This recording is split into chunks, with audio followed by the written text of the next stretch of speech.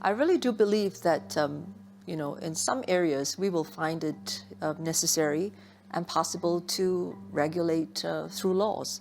For example, with deepfakes, I think there is a real sense that this is an issue that all societies, regardless of your political model, will have to deal with.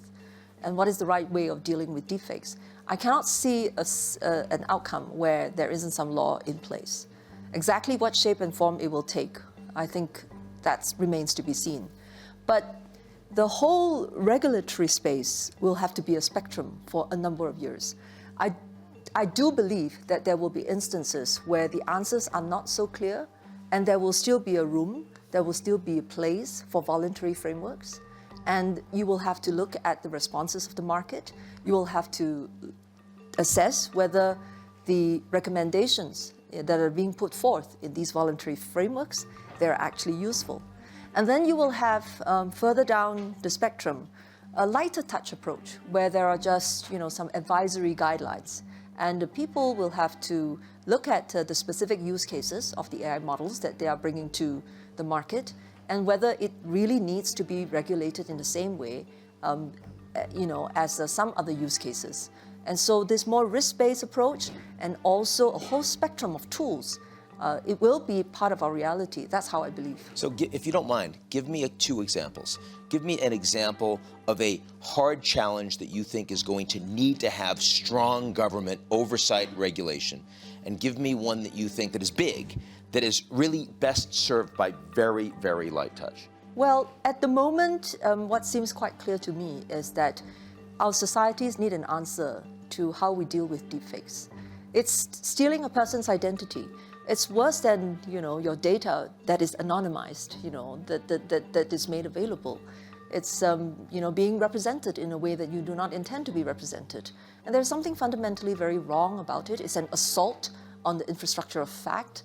How can societies function, where deepfakes are confronting us all the time and we can't separate real from fiction, reality from what is made up?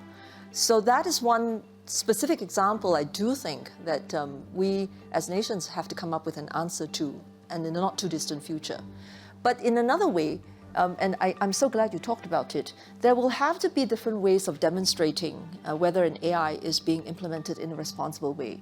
And the question of how do you implement tests, how do you benchmark them, these kinds of things are still very nascent. No one has answers just yet, that are very clear, very demonstrable. Those kinds of things seem to me, for a period of time, to be better served with advisory guidelines, sandboxes, pilots. And it may well take many more years of these kinds of experimentation before we come to a very clear sense of what really you want to mandate and in what situations.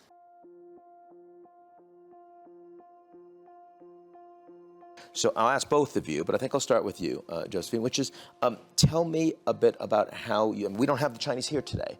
We wouldn't have time. I don't know how we'd do it in 35 minutes. But if we did, right, how would the conversation change? What would be different if we had the Chinese opining openly about the way they think about governance of AI?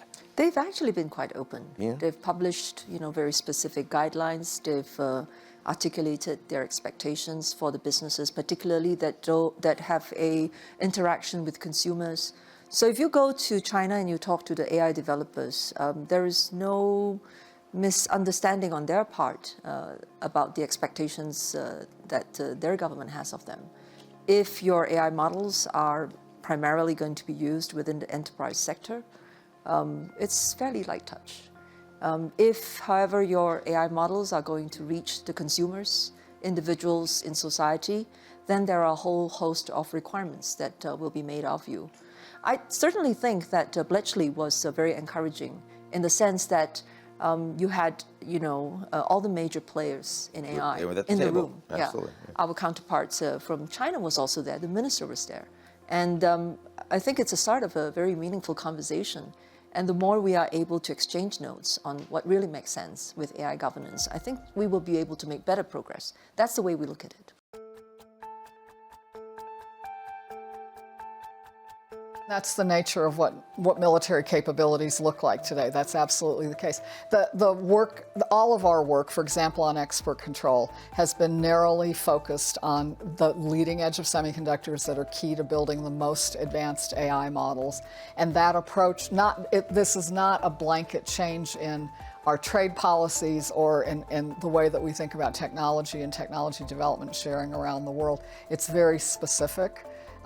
Targeted, but very serious about the things that we do target. In this complex world, we want to make sure we protect our national security interests and not allow a potential adversary to use our most advanced technology for military purposes. And at the same time, we know that we will remain important trading partners, and that for so many of these other applications, whether they're dual use or not, we're going to have reasons that we want to continue to stay engaged.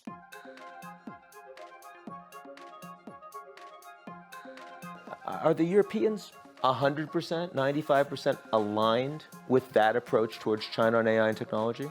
We have a strategy towards China. There are things where we need to be partners because the global things are at stake, and it might be AI security. That's why I publicly said before Bletchley, yes, this is a good thing that the Brits invited China, because we need to have them at the table, and also to be a chance to ask questions. Where are you going, and are you willing to join some global platform where we could work on the standards? The second category where we are competitors, and of course chips and some critical raw materials, and now we have the strategy on how to be more resilient as for the economic security. So there obviously is China the competitor, and the category where China is a rival, and it is shown in how we approach AI.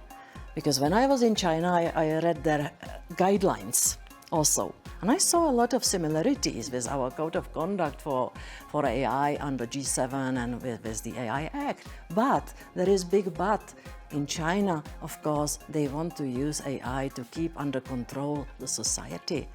But in AI Act, in the horribly long, difficult trialogue, the main issue was how far to let the states to go in using AI, especially in law enforcement sphere, because we want to keep this philosophy of protecting the individual people and balance it with the national security measures. So here we cannot have common language with China, and we will never have.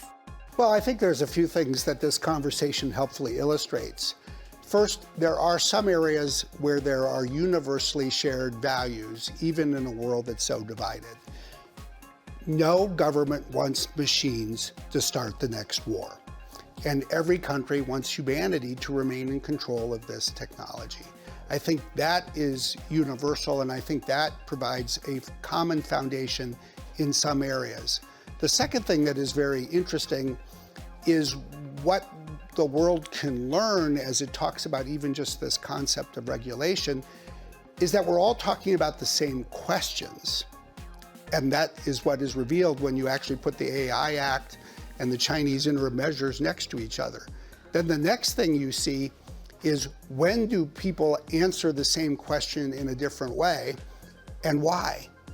And you can look at the AI Act and you can look at the Chinese measures, and you can see in one the voice of Aristotle and in the other the voice of Confucius.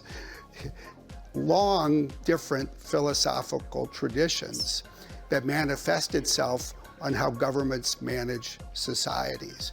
But it helps, I think, everyone just to understand how other people think.